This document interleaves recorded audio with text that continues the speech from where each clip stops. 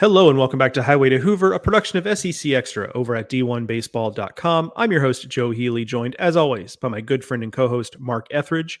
We're here for the second half of the series we started last week. This time around, we're going to talk about SEC West, overlooked storylines, something that maybe didn't get as much pub, and we'll be as guilty of that as anybody, but one for each of the 7 SEC West teams. If you missed last week's episode where we did the same exercise, but for the SEC East, make sure you go back and listen to that one. Obviously, this time of year, that content is evergreen. The season is just as over today as it was last week, as it turns out.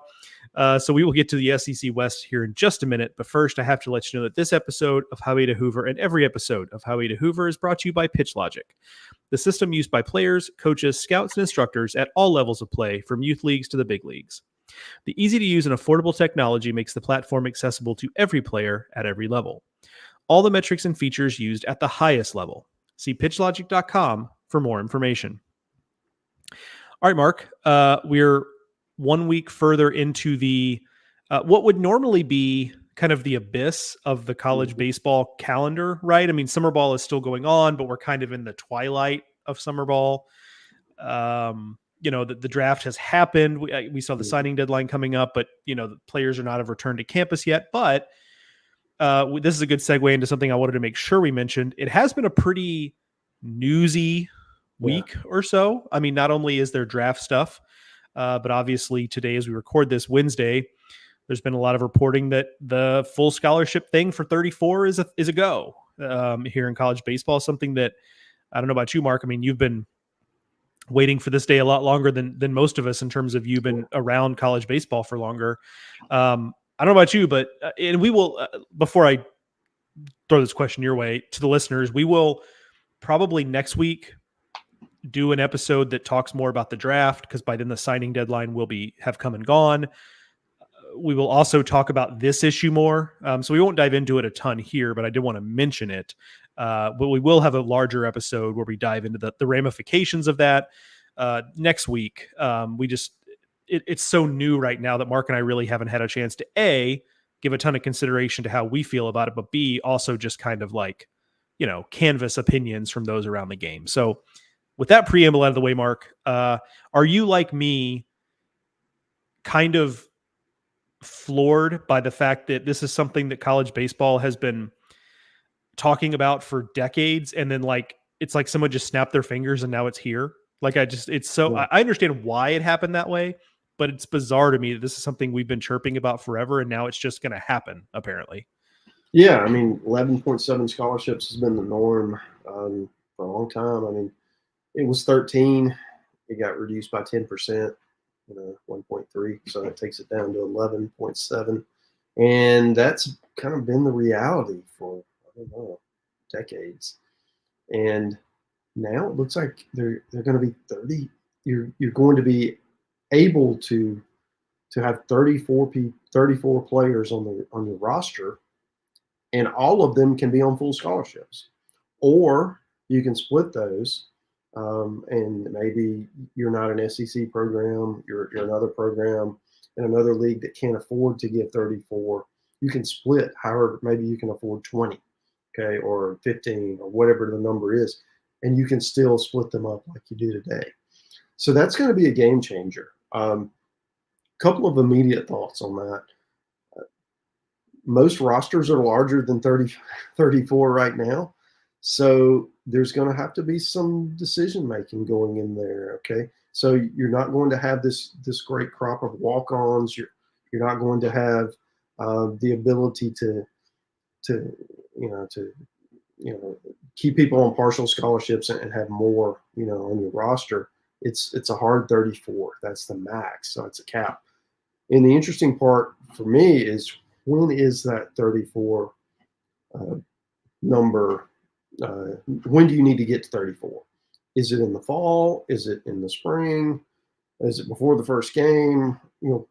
Where is that cutoff? And I don't know that that's been revealed yet. And I think we all have thoughts on whether, where that should be, and we can get into that in another podcast. But I do think that's going to be one of the more interesting parts of this. But as a whole, just a snap reaction, you have so many players who've gone, historically have gone the student loan route so they could afford to play college baseball. And now, for many at the top of this board anyway, that's going to go away. It has been going away the last couple of years with NIL, and this is going to further aid, keep that from happening. And it's really great for the players. It's going to be really interesting to see how the coaches adjust, but pretty much all they've had to do the last few years is adjust and adapt. So this will just be one more thing that they'll you'll either survive or you won't, and you'll get out of it. You'll get out of the sport if you can't handle it, because it's here.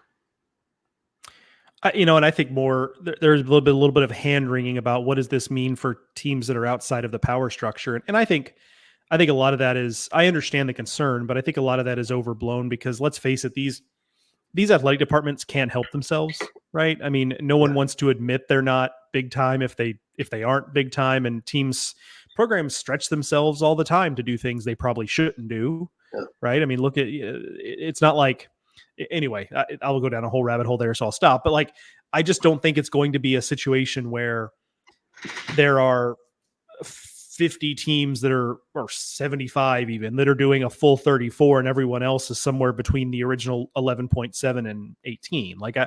I do think it's going to be a larger pool than that. I mean, will there be teams that stick at 11.7 or fewer? Sure, of course. But I don't think it's going to be this mass extinction event that I think a lot fear. And this obviously doesn't apply to the SEC, because the SEC, every team in the league is going to go 34, I am certain, but also because they're mostly public schools, with the exception of Vanderbilt, who, much to the chagrin of some fans of other teams, do have historically done a pretty good job of bridging the gap monetarily, scholarship wise. So we'll put it that way. But just in the big picture college baseball landscape, I think this is a big deal for some of these formerly prestigious college baseball programs that kind of got lost in the shuffle as the sport expanded, in large part because of the skyrocketing cost of attendance at private institutions. I'm thinking about Tulane, Rice, Pepperdine, University of San Diego. I'm sure I'm forgetting some. Obviously, again, that doesn't apply to the SEC, Notre Dame, but that helps, because if you're, if you're a Louisiana recruit and you're not, let's say you're not on LSU's radar, but you're choosing between Tulane and UL, UL is going to be a lot cheaper to get that done, and it's a similarly good baseball program. So this will maybe close some of that gap. So yeah, well said. Interesting times. I think the other part before we move on is just, this does have a chance to add to the parity in the sport, because if your rosters are capped at 34, there's some players who normally would be on SEC, ACC, Big 12 rosters. There's just not going to be room for, so they're going to filter down somewhere. And if you're one of that next tier of teams, you're going to have access to a greater player than you do today. And to close the loop before we move on, that's why the question you ask of when do you get to 34 is important, because if it's hey, you need to be at 34 in the fall, then okay, that's exactly what you're saying there. But I would hate to be in a situation where it's just get to 34 by opening day, because then you're going to have a bunch of kids maybe get kind of caught out. Yeah. Right. So, and people have talked about, and again, we'll talk more next week. People have talked about what do you do with a kid who is going to miss the year with Tommy John?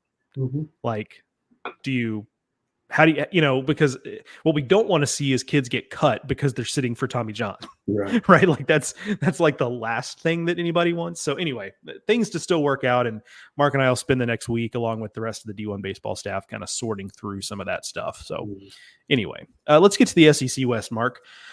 Just like last week, we're going to go in the order of how they finished in the SEC West. So that's going to start us off with the Arkansas Razorbacks. And I will go ahead and jump in here first, Mark. I'm going to mention here on the overlooked storylines, again, to recap, we're doing overlooked storylines for the SEC West. He himself was not an overlooked player, but I do think there maybe was not enough acknowledgement of the fact that Gabe Gackle was, after Evan Aschenbeck, maybe the second best reliever in the SEC for a lot of the season. Really Brandon Neely was really good for Mhm. stretches too. So like, we could sit here and go through a bunch of guys, but like Gackle was right there. Mhm. And I have a pretty good hunch based on the way things were going in the postseason that if Arkansas had continued in the postseason, we would have seen Gackle starting in a Super or an Omaha had they gotten there. And I think he's their Friday guy next year. But Yeah. as a freshman, he came in and really just took to his role as a reliever. And obviously he showed you everything you'd want to see in terms of stuff and moxie and all that jazz to lead you to believe that he's going to be a real dude next year. But so I think there was an acknowledgement of, hey, he's contributing, but like, he was a lot of times last year their best guy. And so I wanted to make sure we kind of as a collective that we understand just how good he was last year. Yeah, absolutely. I mean, and it just kind of really gets you excited coming in next year. I mean, I really feel like in 2025, he's going to be one of the best pitchers in the conference, and he's going to be leading that rotation, and that's going to be a good rotation anyway. I mean, may not be what we billed last year's to be. Certainly, entering the season on paper, it was it stood up with anyone. But I do think that he was one of the best freshmen in the conference, and there were some really good freshmen in this league, and he sets up as that's a good call. He was great this year, and I'm really excited about what we'll see from him next year. My pick, this gives you a hint. It's Peyton Holt.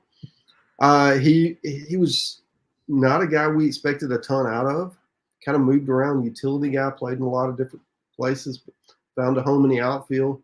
I didn't really realize this. He hit 322.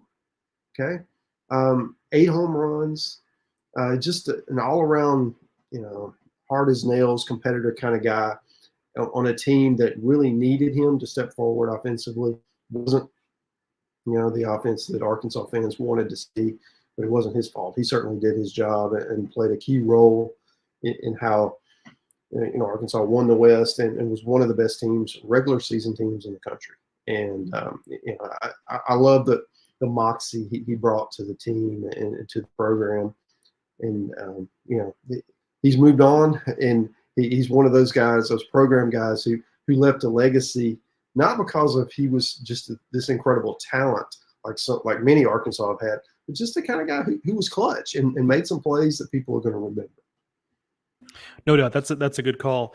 My the one I had sitting on the bench just quickly was the way Hudson White finished the season. Early in the season, it kind of looked like he was, and there are a couple guys like this every year that are good players, transfer into a place, and you're like, hey, this is going to be a big deal, and then it just for whatever reason doesn't click. And I kind of thought that's what he was going to be early in the season. Got off to a slow start, but ultimately had a really nice year for them. Was as hot as just about anybody at various points during SEC play. So really kind of turned it on late when the team needed him. All right, that takes us to Texas A&M, Mark. You're going to hit lead off on this one. What do you got? Yeah, so I was doing prep work for an A&M story, and I talked to a SEC coach about them. And, of course, everyone raved about the top 3 in the lineup, right? And they were incredible. And that coach agreed, hey, everybody's talking about them, and they should be. But there's another guy you should be really focused on, and that's Jackson Appel, the catcher. And this was fairly early in the year. It was before he really burst on the scene as the 4th horseman. And I do think that, he was just a guy who was a leader behind the plate. He seemed to be in control. He understood his role on the team. But at the plate, when he had the bat in his hands, he fought you. He didn't give away any pitches. It was just a really workmanlike effort. And a lot of times we say that in a negative sense. But I mean, this is a guy who hit 331. Okay. A lot of times your workmanlike guy hits 245 and he draws some walks. And that was not a fail. He had 10 home runs, stole 16 bases as a catcher. I mean, this is a guy who did everything you would want when you bring in a transfer to start immediately. And he played a key role, kind of hitting behind that, that 3-headed monster that A&M had at the top of the lineup. It's a great call. I had him on my potential list here. I'm going to throw Shane Sadeo on top of this. Obviously, not the end of the season he would have wanted, the injury that took him out of things, but was really trending in the right direction. There was some thought that, hey, he's like a legit number 2 behind Prager. He might be just as good in a lot of ways as Ryan Prager, and it's setting up a situation where there's a lot of buzz about Shane Sadeo maybe next year being a first round pick. And the numbers you look at his number, it's a 2.96 ERA, it's 55 strikeouts compared to just 9 walks and 48 and 2/3 innings. There's a lot to like. So he's a guy to keep on your, obviously if you're an A&M, if you're an Aggie, like, you're well aware of it, but if you're not, like, this is a guy who probably isn't on your radar, who is going to be in that conversation with, maybe not in the upper, the Gackle tier of preseason hype pitching wise, but not far behind. So that's a guy to keep an eye on, but he was just super important for them. And maybe the championship series go differently if they have him, right? We'll never know, but it certainly looked like it was trending that direction. And, just one more thing on A&M. Ryan Prager announced today that he is returning to Texas A&M. Really is kind of a surprise. Usually guys drafted as high as he was don't come back. So you could have Prager, Sadeo, and Lampkin, who ended the year as their 3 best starters, all returning next year. And who gets their top three starters back? And then you add in Aschenbach, who also said he's coming back. He was drafted and hasn't signed. That could be a really, really fearsome pitching staff in College Station next year. Yeah, somebody today said that Michael Early with this particular 2025 Texas A&M team is like the 16-year-old that gets like a Bugatti on his birthday. We'll see if he can keep from. Yeah, exactly. Yeah, because it's a bit. Yeah, well, something tells me he won't crash that Bugatti, but like it's tempting to drive a little too fast. There's a lot of horsepower. That's right. Exactly. Let's move on to Mississippi State. 3rd place finish in the West for Mississippi State. My thing with them is Tyler Davis in the bullpen, and it's not just that he was good in the abstract, though he was 2.80 ERA, 41 strikeouts, 2.11 opponent batting average in 35 innings, saved 5 games, which was the team lead. It's when you compare that to his 2023, where he came in as a transfer from VCU, and you thought he was good at VCU. That was a team that made a regional at VCU. So he comes in, you're like, hey, he's young, he's got regional experience. He was one of VCU's guys. This is going to be a guy for us. And he just wasn't. And so I kind of, I don't want to say forgot about him, but just kind of wrote him off a little bit as okay, he's probably just not an SEC guy, right? That's an easy thing to say sometimes.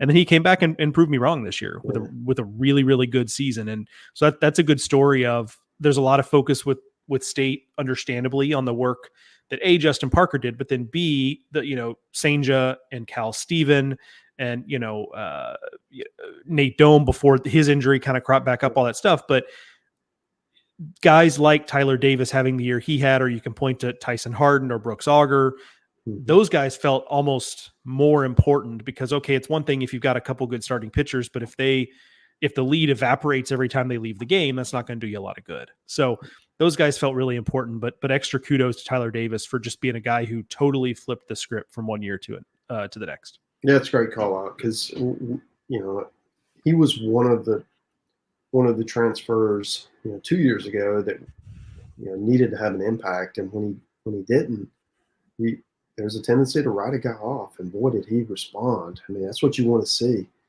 and he came in and he was their best reliever. And, that's a team that, it kind of transitions into where I'm going with mine. They're a team that was this close to hosting a regional. They just needed 1 or 2 more wins. And, he got them that close. Those 1 or 2 more wins those losses came early in the year. I think they really kind of buried Mississippi State, lost some home games. And you might recall who was injured early in the year. It was David Mershon. I think he missed their first 8 games, something like that, and they dropped several of those. And then he comes back and they start winning. And it's like, oh boy, you have to think, what if, right? Because this was a Mississippi State team that was so good at home that had they played at home instead of having to go to Virginia, you can make a case that they would have extended their season. With Marshawn, I mean, he ended up hitting 347 with just a spark plug at the top of that lineup.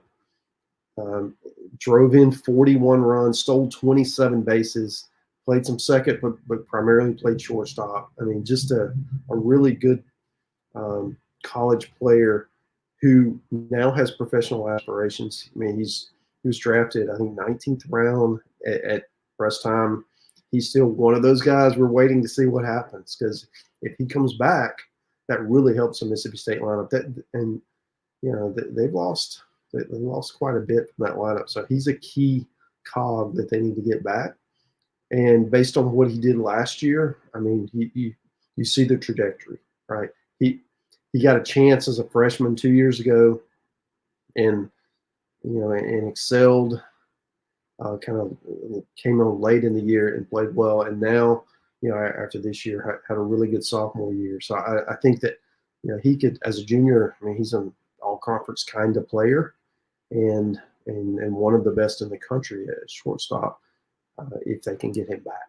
So again, as we head into the August 1st signing deadline, not only is he one of the most overlooked stories from last year, it's that story is now probably one of the most pressing stories of this next week. Yeah, and the Prager news and the Marshawn news are related too. I don't know if you mentioned that, Mark, but but yeah, I mean, they're both Angels draft picks, and with Prager not signing now, the Angels don't have that full slot to use on Marshawn or anybody else, but because they lose some of that slot value with not signing Prager, they lose the slot value, but that still gives them more than they would have probably otherwise had, because if they hadn't signed Prager yet, that probably tells you that they were going to have to over slot sign Prager. And I'm sure they knew that, but because they didn't sign him, that does allow them to sweeten the pot a little bit for David Marshawn. So, those two things are a little bit related. So not only did Texas A&M help themselves, but could potentially hurt an SEC foe. So interesting stuff there. Okay, let's move on to LSU. Mark, this is your leadoff. Okay. So what you got on the Fighting Tigers? Well, I'm going with Michael Braswell. I mean, he was a guy who came in from South Carolina in the portal, and a lot of us kind of went, "Oh, what are you doing here, Jay?" This was a guy who was good in stretches, but just didn't have the consistency. And you're thinking, LSU's bringing him in to play shortstop. This is LSU; they can get whoever they want, and this is who they pursued. But he turned into a pretty good shortstop. He played fine defensively. He hit 311.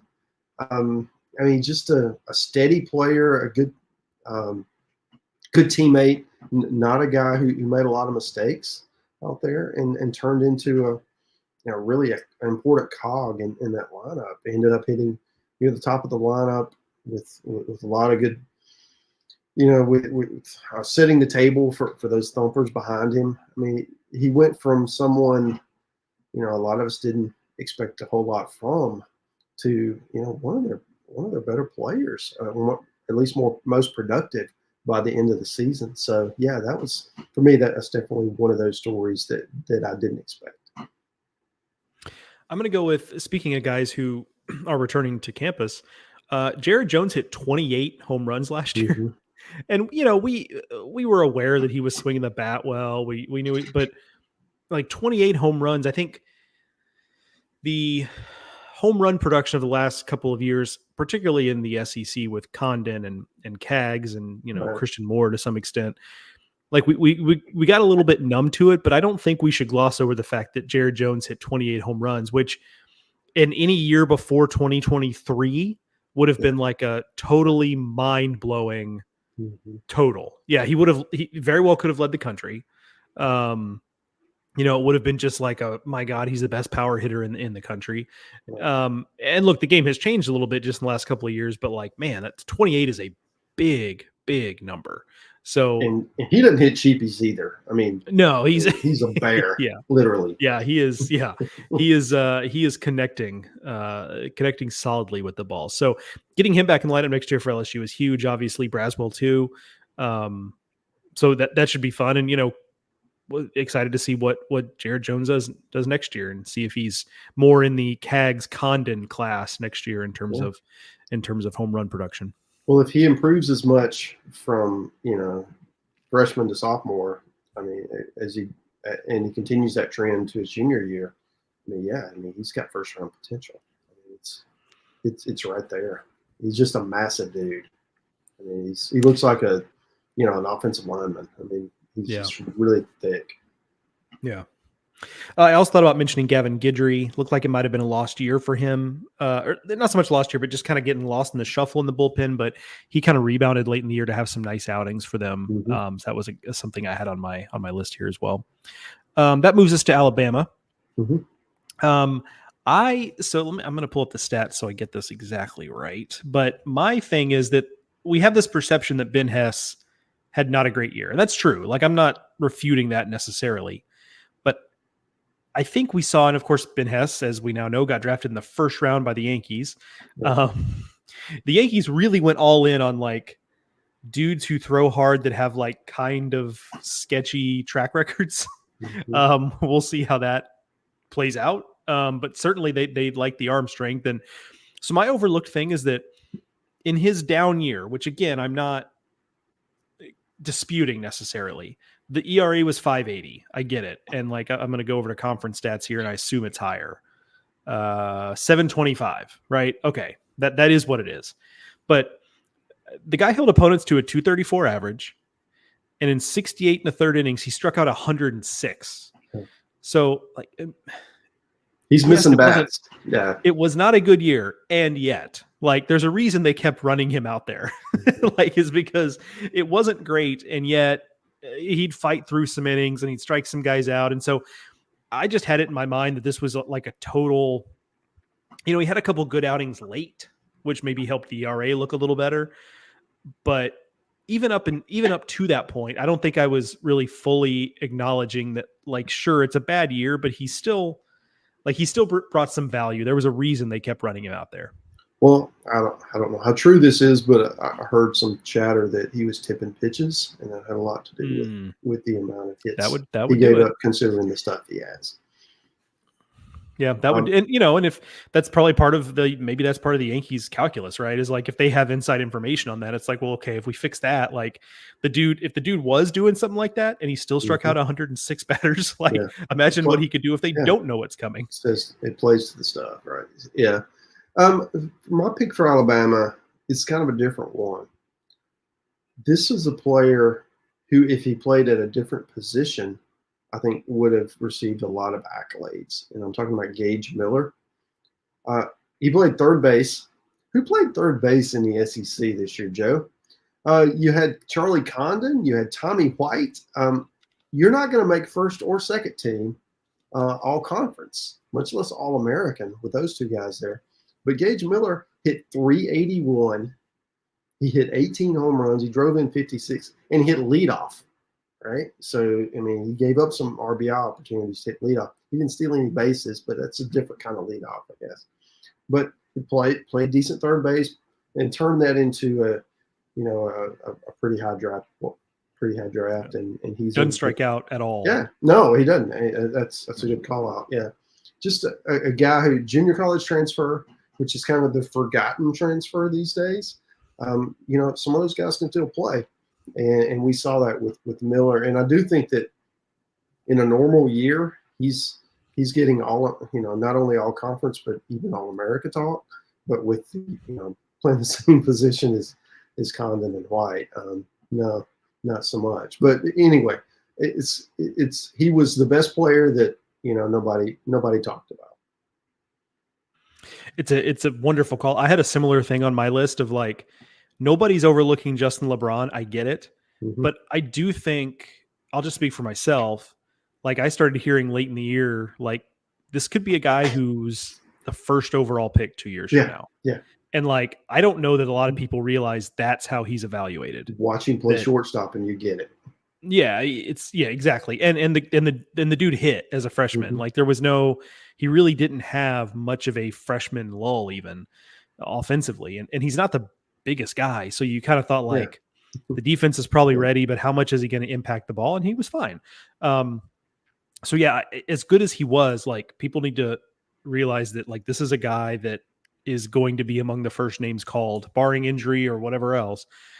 Gonna hear his name called first few names off the board whenever he's draft eligible. It's that kind of player. Let's move on to Ole Miss, Mark. What do you got for the Rebels? Well, Ole Miss was a team that, when they really struggled in 2023, they didn't pitch at all. So then they go into this year, and Hunter Elliott, gets injured. Then Xavier Rivas injured. Those were your expected Friday guys, right? And now then you have JT Quinn, who starts a little bit, then he gets injured. And what are you going to do, right? You had this huge rash of injuries. You need somebody to go out there and take the ball every weekend for you in a series and keep you in games. And that's what Riley Maddox did. Okay. He's not the most flashy pitcher. He's not going to miss a ton of bats, but he goes out and he really competes. He understands how to pitch. And, I love those kind of guys that, I'm not going to throw, 98 and with nasty sliders, but I understand how to place the ball and I understand how to pitch with movement and compete. And that's what he did, man. I mean, just keeping them in games. He started 14 games for them this year. I mean, they needed somebody to just go out and eat innings and be that guy. And he pitched on Fridays a lot. So obviously your one-loss record is going to struggle when you pitch for a team at low in the standings in the SEC. But he gave his team what he needed. That's the kind of guy I like to reward. That's a good call. Like that, certainly a guy who just answered the call, to use a cliche of just like, just got to go out there and get it done. And understanding the limitations of who he Just go out there is. and fight. Yeah. Yeah. Similarly, in terms of the fight, like I'm going to go with Luke Hill. Having a bounce back in the way he did over the course of the season. For those who don't really remember, and this Ole Miss fans will remember this well, but early in the season, it was really not going well for Luke Hill, and not just from a performance standpoint. I mean, he was getting booed at home, and part of that was due to there was a brief kind of firestorm online where text messages had been pulled up, or social media posts, I forget which it was, but that maybe suggested Luke Hill didn't want to be there and was kind of had his eye on the door, whatever else. And that was kind of coinciding with him being off to a slow start and him getting booed. And so like that could not have been a fun time as a 19, 20-year-old individual. Like it would have, I wouldn't have handled it well if that were happening to me. Regardless of how culpable you think he was for some of that had to suck. Right. But he fought back. He ended up, if you look at the guys who played every day in SEC play, he led the team in hitting at 321.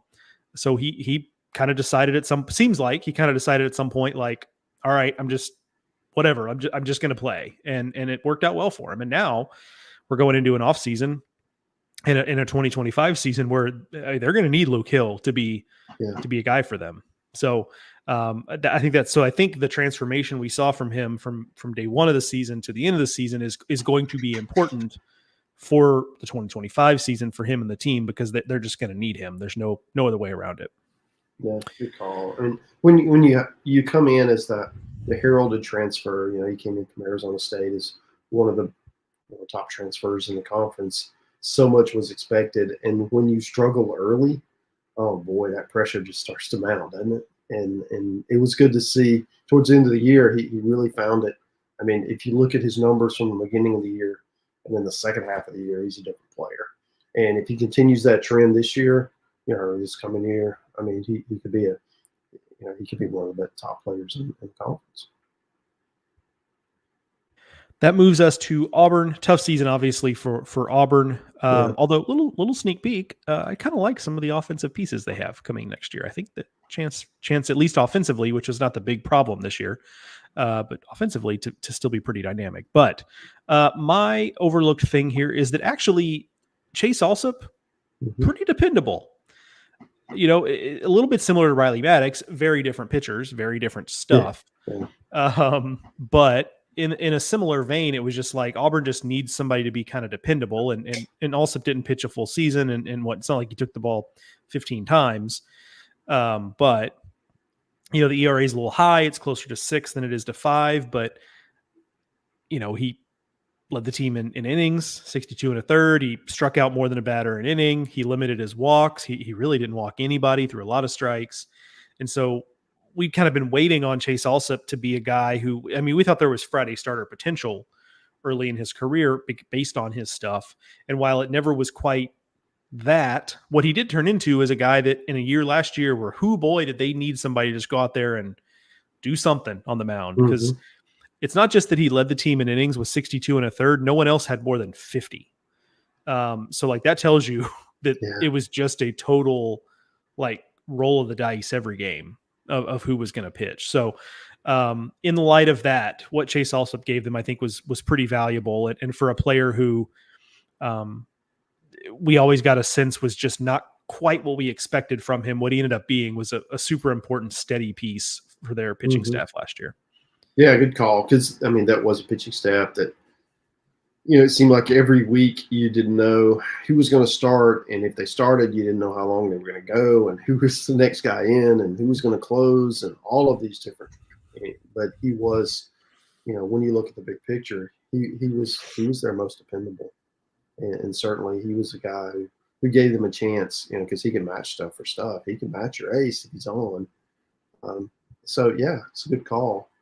The guy I'm going with is Cooper Weiss, shortstop.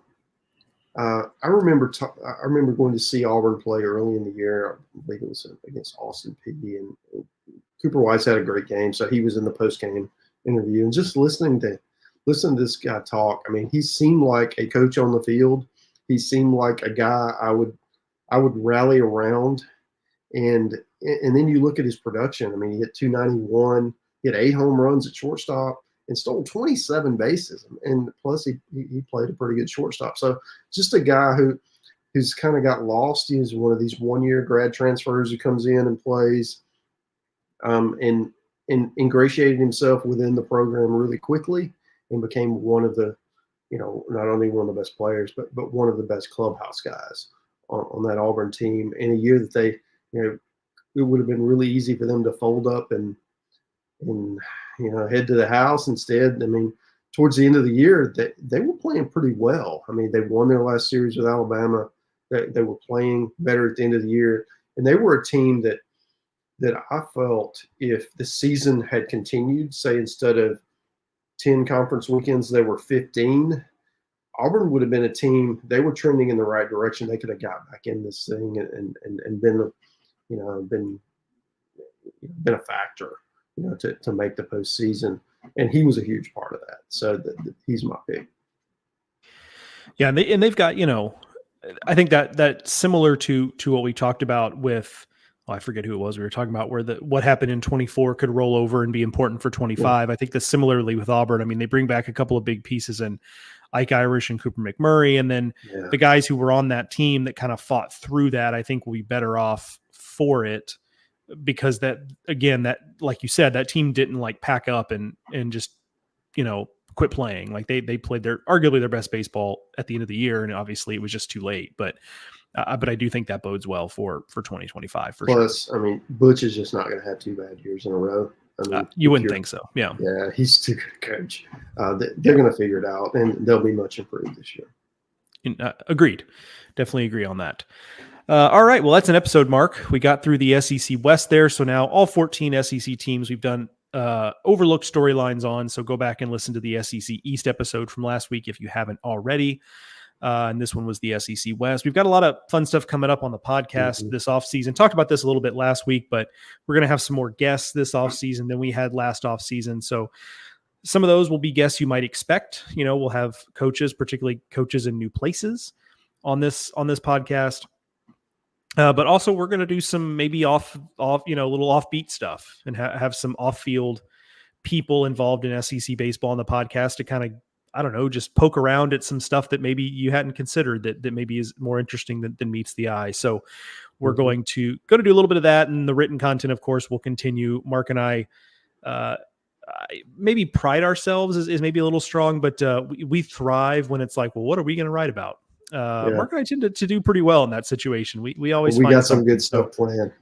And we do. We got some really good stuff coming. So we're excited about that. And before you know it, frankly, fall ball will be here and we'll just start the cycle all over again. But so I say all that to say, if you subscribe for the season and then you jumped off the horse, we're inviting you back on, because I think we've got a lot of good stuff coming on the website at SEC Extra the rest of the summer to get you through until we're into the fall where, okay, I get it, you're going to be paying more attention to football, but hey, we'll have some baseball stuff over here for you to keep you company until we get to the spring.